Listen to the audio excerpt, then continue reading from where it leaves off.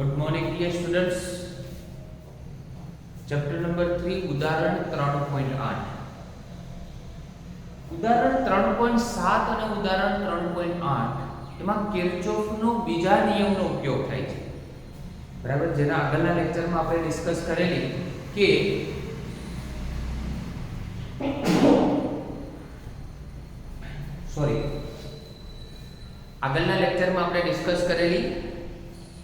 કે જે દિશામાં વિદ્યુત પ્રવાહ જતો અને એ જ દિશામાં આપણે લૂપ ધારેલી છે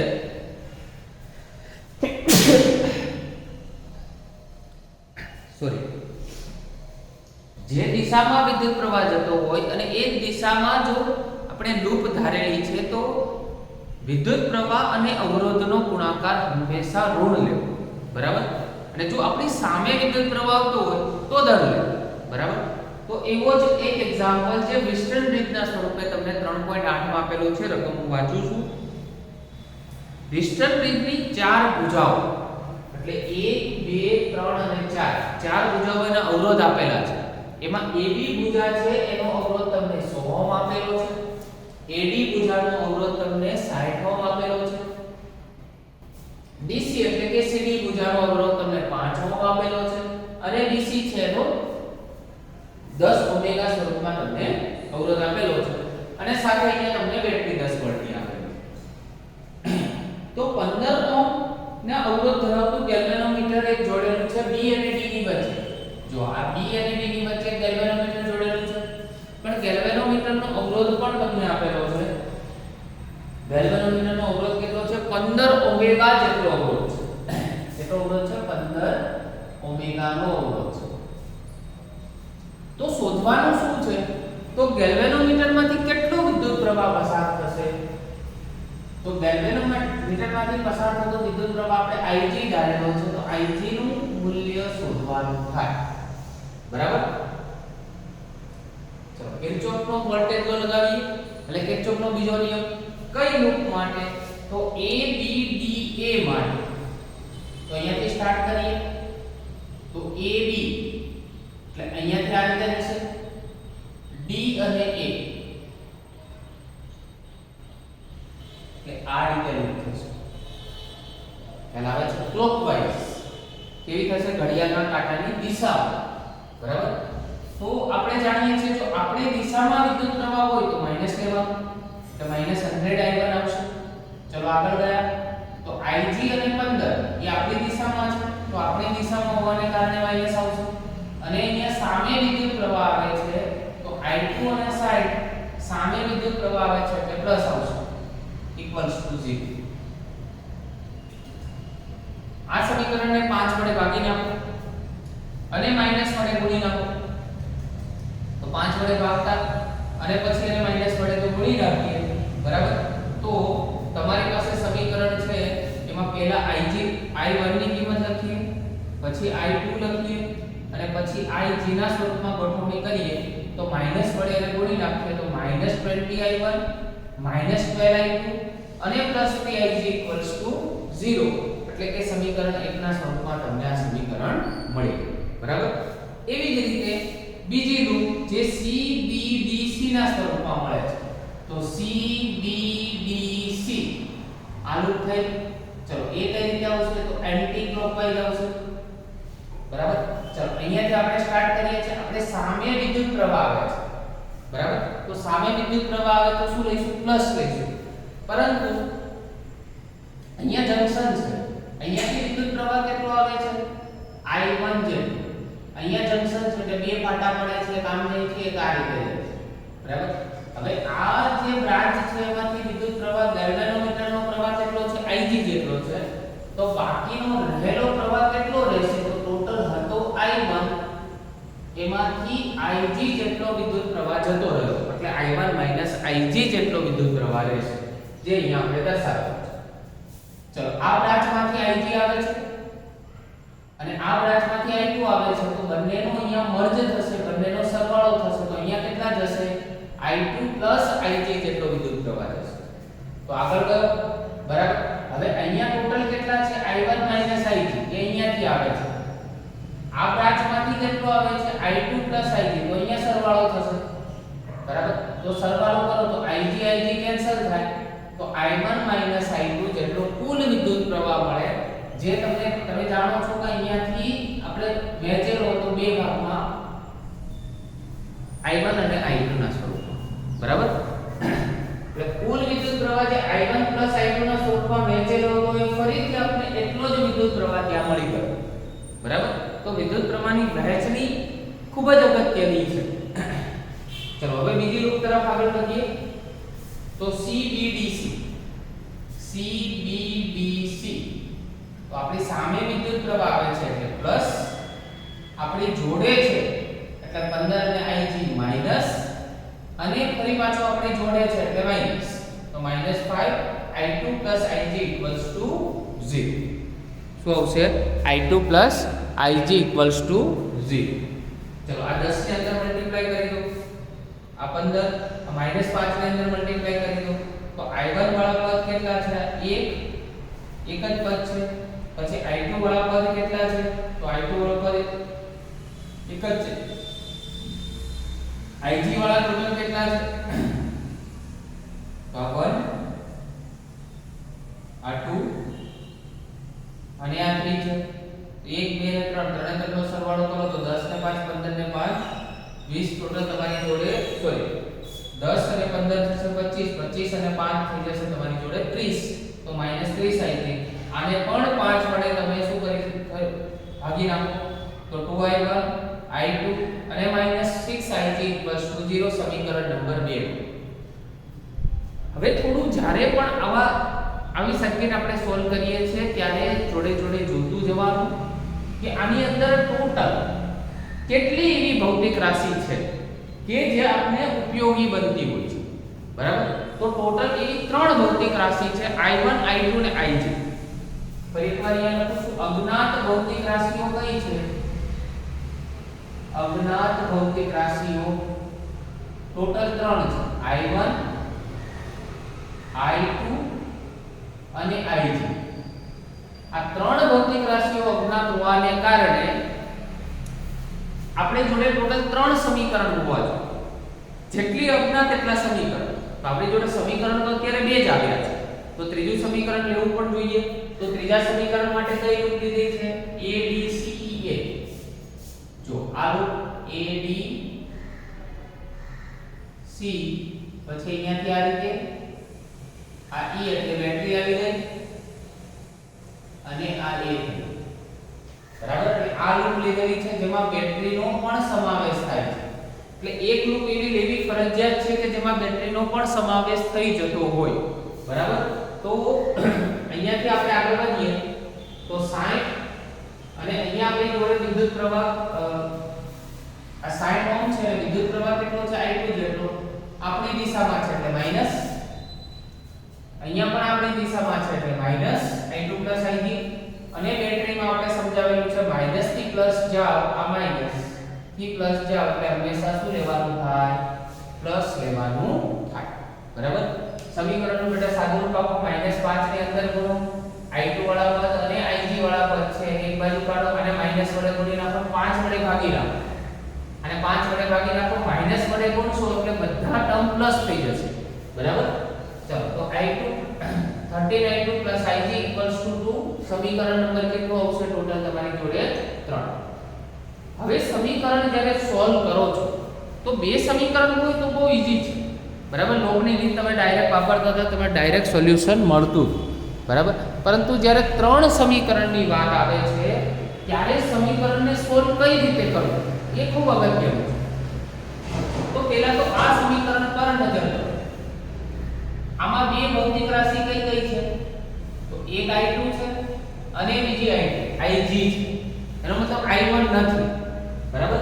તો આ સમીકરણને હોલ્ડ પર રાખો, બરાબર. બીજા બે સમીકરણ એવા ઉઠાવો કે જેમાંથી I1 નો લોપ કરી શકાય. I1 નો લોપ ખાસ ધ્યાન રાખજો. આપણી પાસે I2 ને Ig ના સ્વરૂપમાં છે, તો નવું સમીકરણ પણ I2 અને Ig ના સ્વરૂપમાં જ મેળવવાનું છે, બરાબર. તો આમાંથી કોનો લોપ કરવાનો? I1 નો લોપ કરવાનો. હવે I1 નો લોપ કરવો છે તો મારી જોડે અત્યારે બે સમીકરણ છે, બીજો નંબર અને પહેલા નંબર અને બીજા નંબરનું બે સમીકરણ છે. તો આ સમીકરણમાં જો અહીંયા 20i1 છે, અહીંયા 2i1 છે, તો આ સમીકરણને કેટલા વડે ગુણીશું આપણે? 10 વડે. ચલો 10 વડે ગુણો તો 20i1 10i2 અને 60ig થાય. જો ડાયરેક્ટ અહીંયા ગુણી નાખ્યું છે, બરાબર. આ સમીકરણ છે સમીકરણ 2 ને 10 વડે ગુણતા, બરાબર. અને સમીકરણ નંબર 1 છે એ એજ ઇટ ઇઝ મૂક્યું છે, એમાં કોઈ ફેરફાર કરેલો નથી. તો બેટા ડાયરેક્ટ આપણે અહીંયા જાણીએ છીએ કે આ માઈનસ થાય, આ નિશાની માઈનસ હતી એટલે પ્લસ થાય, અને આ માઈનસ છે એટલે ફરી પાછું પ્લસ થાય. ચલો આખું શું થઈ જશે? કેન્સલ, બરાબર. તો અહીંયા કેટલા વધશે આપણી જોડે? -2i2. અહીંયા કેટલા રહેશે? 63ig = 0, બરાબર. ચલો હવે અહીંયા નજર કરો તો અહીંયા i2 ને ig હતું, તો અહીંયા પણ i2 અને ig નું સ્વરૂપ આવી ગયું, બરાબર. હવે કયા સમીકરણ ઉઠાવવાના? ત્રીજો અને ચોથો નંબર. તો સમીકરણ 3 અને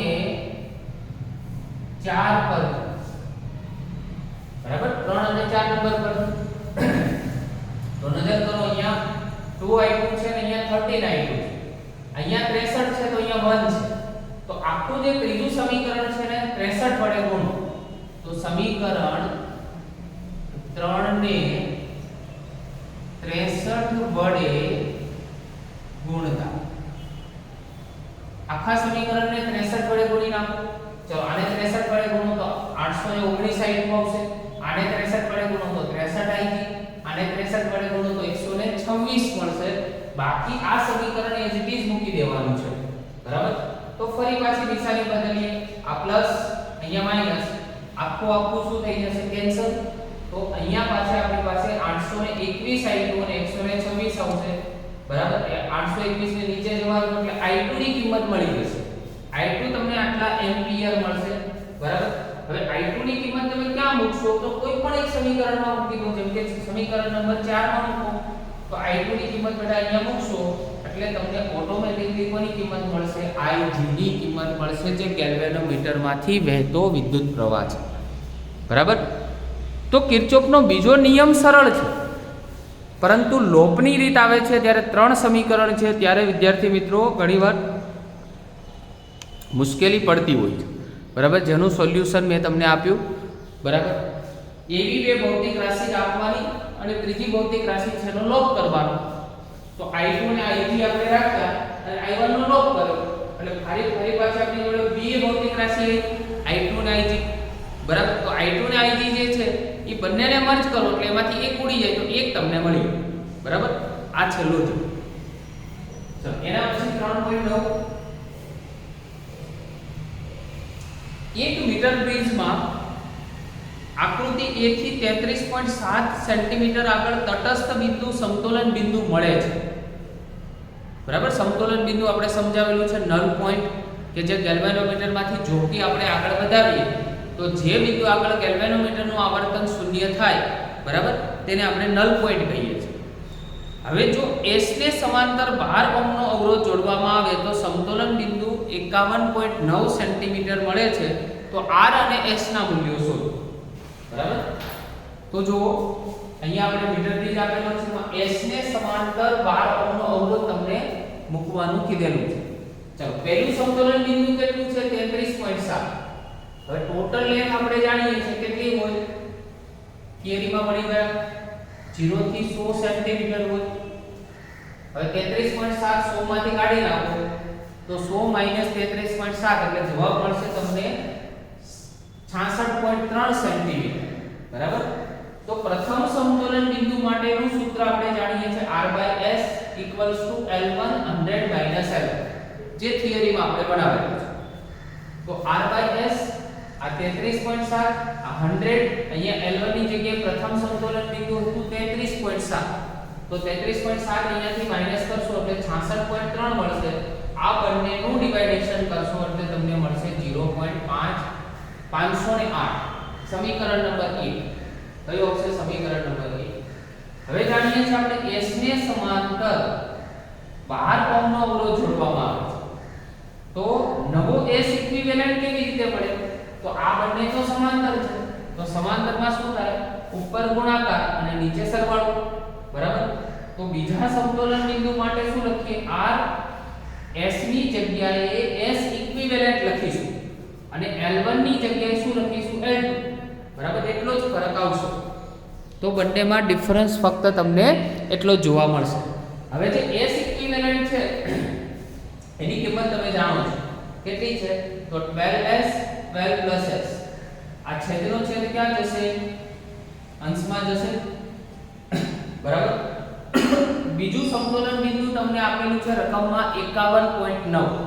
તો 51.9 100 51.9 51.9 તમે કરશો, બરાબર. તો આ છેદનો છેદ અંશમાં એટલે 12 s ઉપર જતા રહે, અહીંયા 12s થયા 51.9 અને આ બાદબાકી આવશે તમારી જોડે 48.1.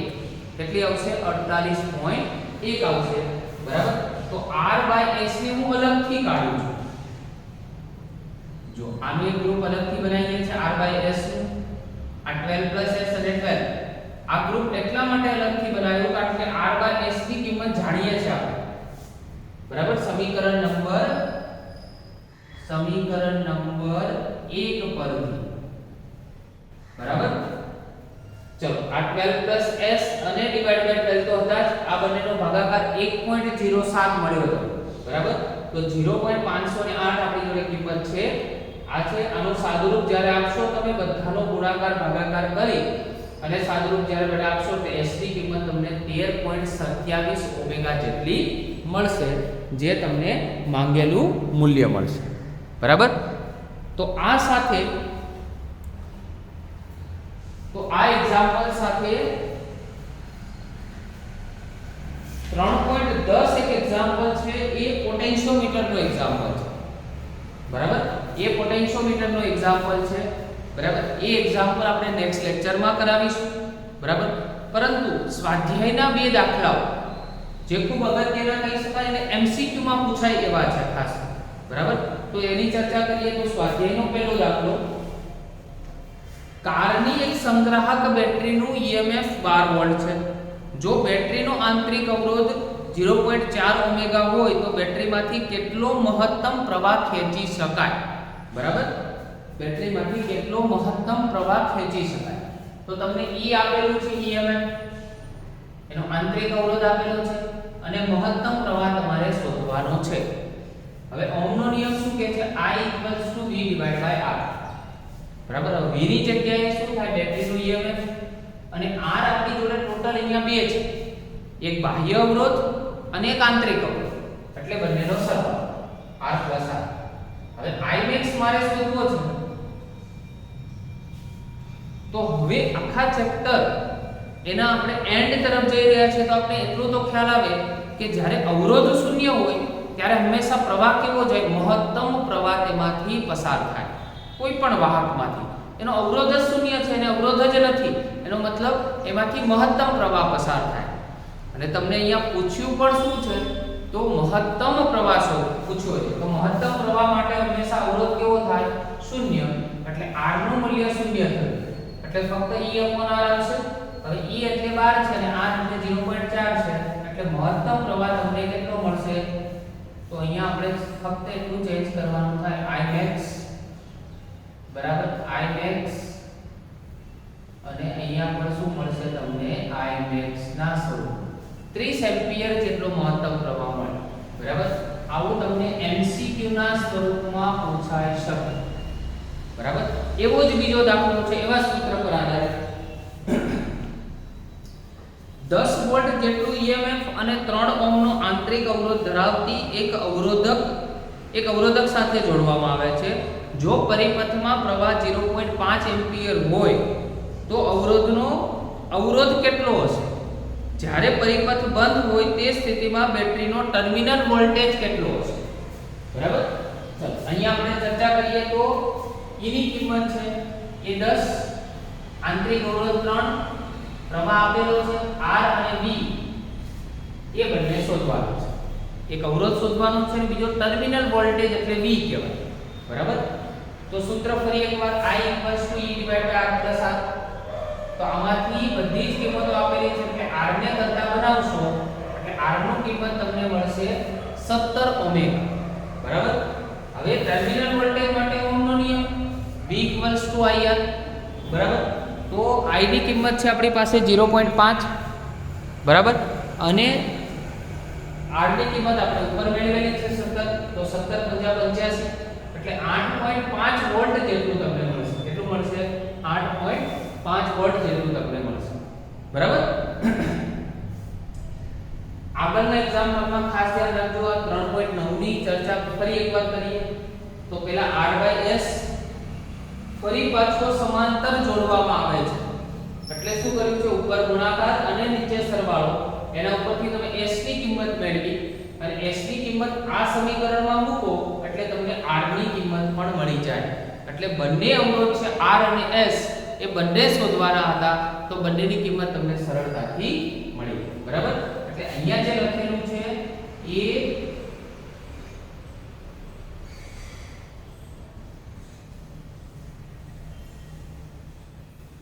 બરાબર આ એક્ઝામ્પલ નો જે ભાગ છે, બરાબર, 3.9 નો જ પાર્ટ તમને અહીંયા આપેલો છે જેની આપણે ચર્ચા કરી છે. ઓકે, તો આ સાથે ઉદાહરણમાં આગળના લેક્ચરમાં આપણે છેલ્લું જે ઉદાહરણ છે 3.10 એની ચર્ચા કરીશું, બરાબર. 3.10 એની જ આપણે ચર્ચા કરીશું અને સ્વાધ્યાયના દાખલાઓ છે એની પણ આગળ બેઠા ચર્ચા કરીશું. Okay, thank you very much.